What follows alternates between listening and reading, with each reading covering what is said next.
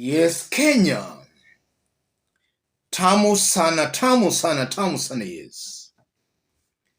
Things are still falling apart in William Ruto's government. The center can no longer hold. Things are going south.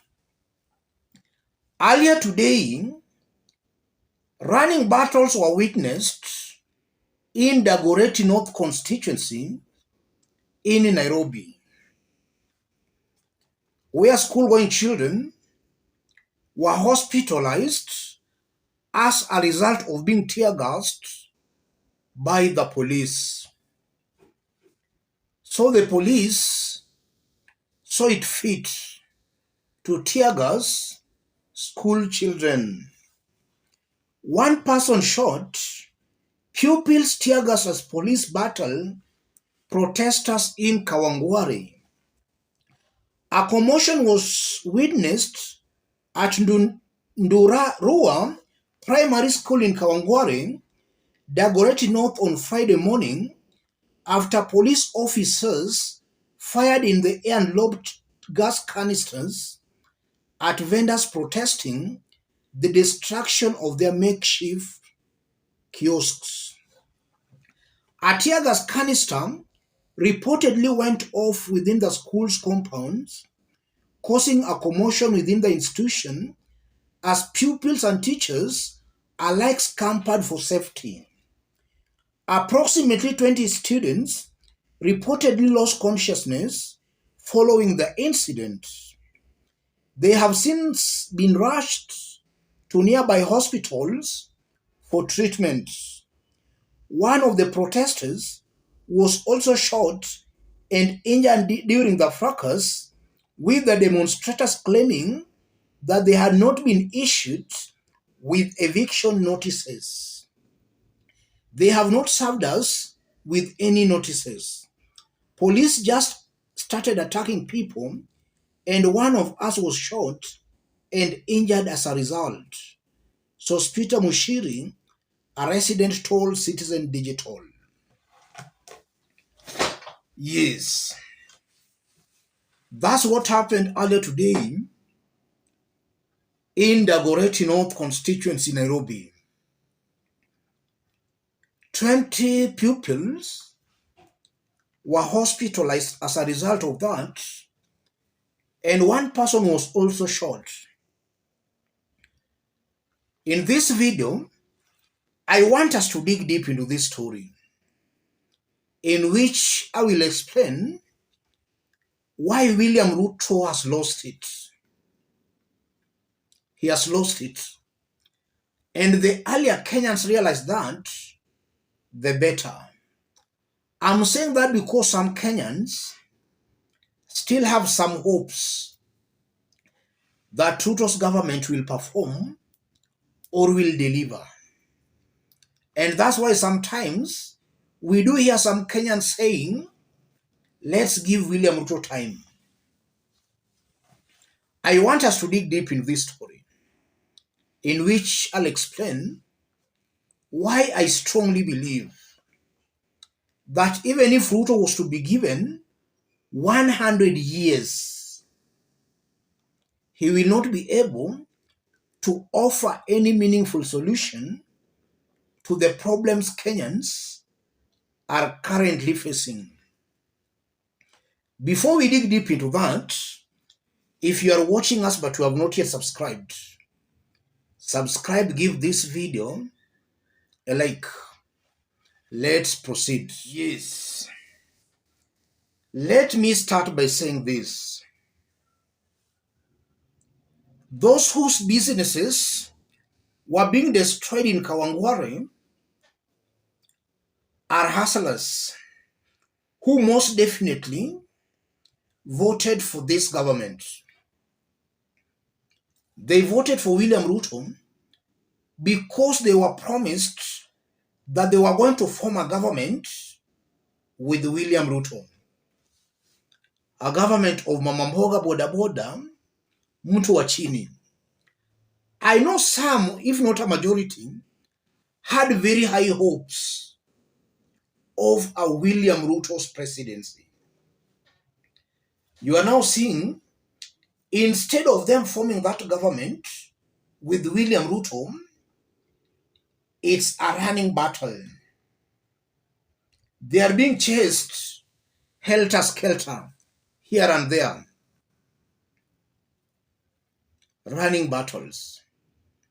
That alone confirms William Ruto lied to these so-called hustlers. And that's a fact. So hustlers should and must know that a leader who lies once will lie again.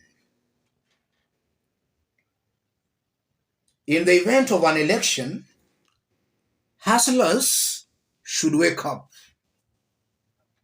A leader who lies once will lie again. And then secondly,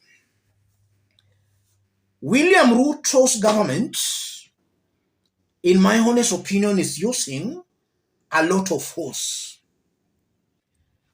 Today again we saw 4 people shot dead in Hispania, Migori County. And the 4 people were shot dead. They are coming from the Korea community.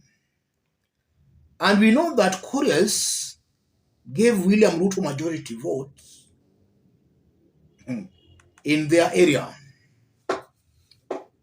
4 people were shot dead today. And just yesterday, we saw tear gas also being lobbed at Mainajenga supporters when they visited DCI. Ruto's government should sober up and find an amicable solution in addressing some of these issues. It does not mean any small disagreement, it's tear gas. That's again something portraying a very bad image of William Ruto's government. The government is coming out as not politically mature. It's a very excited government, a government that its fingers are itching to lob tear gas to Kenyans. Ruto's government should be a people's-driven government, not a government trying to distance itself from Kenyans by lobbing tear gas at them. Yes. From that story again, you are seeing the insensitivity of Ruto's government. When you lob a tear gas in a school, what do you expect? It's clear that the children will suffer more, and in this case, we have seen children suffering, some hospitalized. That shows Ruto's government is very insensitive. Kenyans should reject an insensitive government. Finally, as I conclude, all this confirms that Ruto's government, or rather Ruto, is very insecure. The government is very insecure. And the best explanation to that, Ruto has failed to deliver. So any disagreement or any slightest of a dissident is being met with unnecessary force.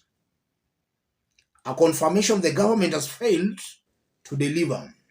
So the government is just running scared.